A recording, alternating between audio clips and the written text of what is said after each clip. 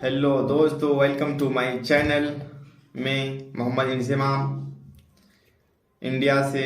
आप लोग बताइए, आप लोग कैसे हैं? उम्मीद है कि आप लोग बढ़िया होंगे। अल्हम्दुलिल्लाह मैं भी बढ़िया हूँ। आज हम रिएक्शन करने वाले हैं एक औरत की, जिसमें वो इस्लाम लाने से पहले कैसी थी, इस्लाम लाने से पहले इस्लाम से नफरत क्यों करती थी, और इस्लाम से अब उसे क्या मिला, इस्लाम में उसे क्या दिखा कि इस्लाम में वो आ गई और इस्लाम की तारीफ कर रही है कि इस्लाम बहुत अच्छा धर्म है। हम भी मानते हैं इस्लाम बहुत एक अच्छा धर्म है, और मैं एक मुसलमान हूँ, इंडिया से हूँ। आइए हम जानते हैं कि वो औरत अभी कहाँ की है और इस्लाम क्यों लाई, कैसे लाई। आइए हम जानते हैं। नाजरीन, बेशक इज्जत, जिल्लत और हिदायत अल्लाह ताला के हाथ में है। ये ईमान अफरोज कहानी इटली से ताल्लुक़ रखने वाली रज़ाकार सलोया रोमानो की है, जो इस्लाम और मुसलमानों की शदीद मुखालिफ थी। सलोया रोमानो, जिसको इंतहा पसंद तंजीम अल शबाब के जानिब से अगवा कर लिया गया था। 2 साल कैद के बाद इटली हुकूमत ने इन्हें तुर्क इंटेलिजेंस एजेंसी की मदद से बाजियाब करवाया। 10 मई को जब वो अपने वतन पहुंची तो लोग ये देखकर इंतहाई हैरान थे कि ये मॉडर्न लड़की मुकम्मल हिजाब में थी। सर से लेकर पाँव तक पूरा जिस्म हिजाब में था।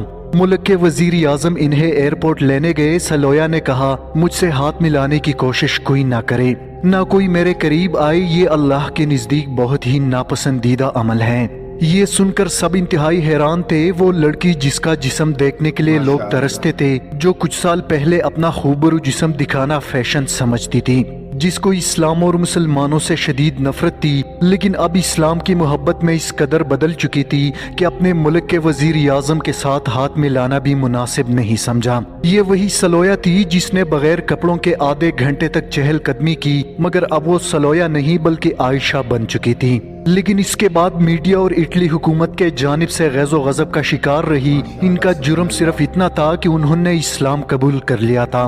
2 माह के खामोशी के बाद उन्होंने अपना पहला इंटरव्यू पेश किया। इस दौरान इटली हुकूमत ने लाखों डॉलर्स की पेशकश की ताकि वो किसी तरह इस्लाम छोड़ सकें। नजरीन, इटली से ताल्लुक रखने वाली इस्लाम मुखालिफ तंजीमों ने इसकी शहरियत खत्म करने की धमकी दी, मगर इसने इस्लाम को किसी सूरत नहीं छोड़ा। नजरीन, अपने इंटरव्यू के दौरान आयशा ने इस बात का इकरार किया कि अगवा होने से पहले मैं खुदा पर यकीन नहीं रखती थी। मैं जब भी किसी बड़े सानह या जुल्म को देखती तो अपनी माँ से कहती, ये सब बकवास है, अगर खुदा की जात मौजूद होती तो इस तरह की बुराइयां कभी ना होती। खुदा कैसे इंसानों को इतना दुख दे सकता है। तालीम मुकम्मल करने के बाद सलोया ने एक रजाकार तंजीम ज्वाइन कर ली और अफ्रीका चली गई।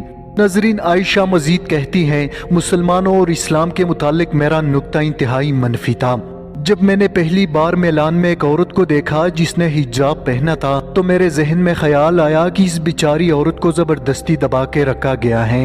नजरीन, इंटरव्यू के दौरान आयशा से पूछा गया कि इस कदर मुखालिफ और नफरत के बावजूद तुम इस्लाम की तरफ कैसे रागिब हुई, जिस पर आयशा का कहना था कि जब मुझे अफ्रीका से अगवा कर लिया गया, जब वो मुझे लेकर जा रहे थे तो मैंने सोचना शुरू किया कि मैं इस मुल्क में बतौर रजाकार आई थी, मैं तो इन लोगों के लिए कुछ अच्छा करने आई थी। आखिर मैंने कौन सा गुनाह किया है, किसी और लड़की को अगवा क्यों नहीं किया गया? क्या मेरे अगवा करने का फैसला किसी और ताकत ने किया? ये वो सवाल था जो मुझे खुदा के करीब ले आया। इसके बाद ना खत्म होने वाले सवालात का सिलसिला मेरे जहन में शुरू हुआ। कैद तन्हाई में मैंने बहुत ज्यादा गौर फिक्र किया। मेरे पास इन सवालों के जवाब नहीं थे, लेकिन मुझे इन सवालों के जवाबात की जरूरत थी। आखिर मैंने फैसला किया कि मैं खुद इन सवालों के जवाब तलाश करूंगी। मुझे अंदाजा हो गया था कि कोई है जिसने मेरे लिए कोई अच्छा मंसूबा बनाया है। मैं बार बार यही सोचती थी कि कहीं खुदा मुझे सजा तो नहीं दे रहा, क्योंकि मैं खुदा पर यकीन नहीं रखती थी।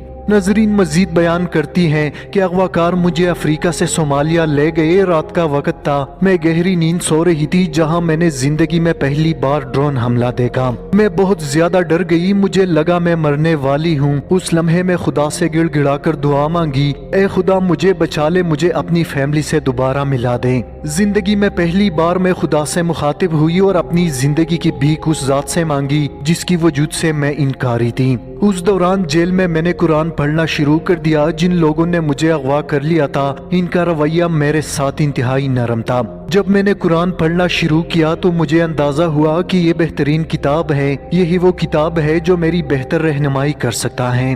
इसके बाद मैं कुरान का तर्जुमा पढ़ने में मसरूफ रही। मुझे महसूस हुआ कि खुदा मुझे सही रास्ता दिखा रहा है और मुझे मौका दे रहा है कि मैं इस पर अमल करूं। जब भी मैं कुरान का तर्जुमा पढ़ती मुझे अजीब किस्म का रूहानी सुकून मिलता, एक ऐसा सुकून जैसे मैं बिल्कुल अपने माँ के गोद में हूँ। मैंने 2 माह मुसलसल कुरान मजीद का मुतालिया किया, लेकिन इसके बाद मैंने इस पर गौर करना शुरू किया। हर रोज मैं खुद को ज्यादा मजबूत महसूस करती जब तक कि मैंने इस्लाम कबूल कर लिया। कुरान मजीद के बहुत से आयात ने मेरे दिल पर गहरी चोट लगाई। मुझे ऐसे महसूस होता था कि खुदा मुझसे बराह रास्त मुखातिब है। नजरीन, आयशा मजीद कहती हैं, मुसलमान होने से पहले मुझे सूरह अनफाल की आयत नंबर 70 बहुत अच्छी लगी। ए पैगंबर, जो कैदी तुम्हारे कैद में है इनसे कह दो कि अगर खुदा तुम्हारी दिलों में नेकी मालूम करे तो जो माल तुमसे छिन गया है इससे बेहतर तुम्हें इनायत फरमाएगा और तुम्हारे गुनाह भी माफ कर देगा और खुदा बख्शने वाला मेहरबान है। एक और आयत जिसने मेरे दिल पर गहरा असर छोड़ा, जिसका तर्जुमा है, तुम अल्लाह के साथ कुफर का रवैया कैसे इख्तियार कर सकते हो, हालांकि तुम बेजानते उसने तुमको जिंदगी अता की, फिर वही तुम्हारी जान सलब करेगा, फिर वही जात तुम्हें दोबारा जिंदगी अता करेगा। एक और आयत जिसने मेरी जिंदगी मुकम्मल बदल कर रख दी वो सूरह आल इमरान की आयत है, अगर अल्लाह तुम्हारी मदद करे तो तुम पर कोई गालिब ना हो सकेगा, और अगर उसने मदद छोड़ दी तो फिर ऐसा कौन है जो इसकी बात तुम्हारी मदद कर सके। जब भी मुझे डर लगता था, जब मुझे अपनी फैमिली याद आती थी, जब मेरा मुस्तकबल मुझे बेकरार करता था, तो इबादत मुझे ताकत देती थी। नजरीन, आगे आयशा एक दिलचस्प वाकया बयान करती हैं कि मैंने अपना नाम आयशा क्यों रखा। आयशा सलोया का कहना था कि मैंने ख्वाब में देखा कि मैं ट्रेन की टिकट खरीद रही हूँ, जबकि मेरे मेट्रो कार्ड पर मेरा नाम आयशा दर्ज है। जब मैं ख्वाब से बेदार हुई तो हैरान थी कि खुदा ने मेरे लिए कितना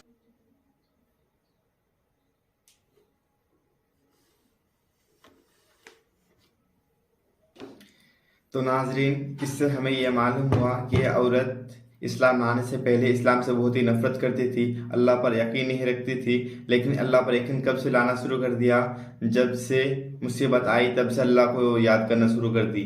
इसीलिए अल्लाह हमें मुसीबत देता है ताकि हम अल्लाह को याद करें।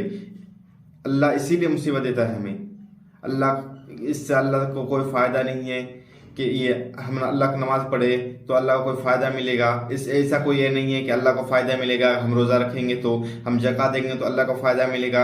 हमारा ही फ़ायदा है, अगर नमाज़ पढ़ेंगे हम तो हमारा ही फ़ायदा है, रोज़ा करेंगे हम तो हमारा ही फ़ायदा है। हमारे फ़ायदे के लिए प्रॉफेट मोहम्मद सल्लल्लाहु अलैहि वसल्लम को इस दुनिया में भेजा गया, हमें हमारी शिक्षा के लिए, हमारे दीन को मालूम करने के लिए अल्लाह तबारक व तआला ने हमारे मोहम्मद सल्लल्लाहु अलैहि वसल्लम को इस दुनिया में भेजा।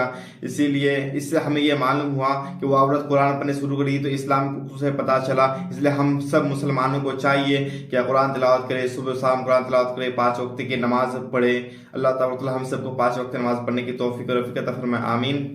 इसे अपनी मैं गुफ्तगू खत्म कर रहा हूँ।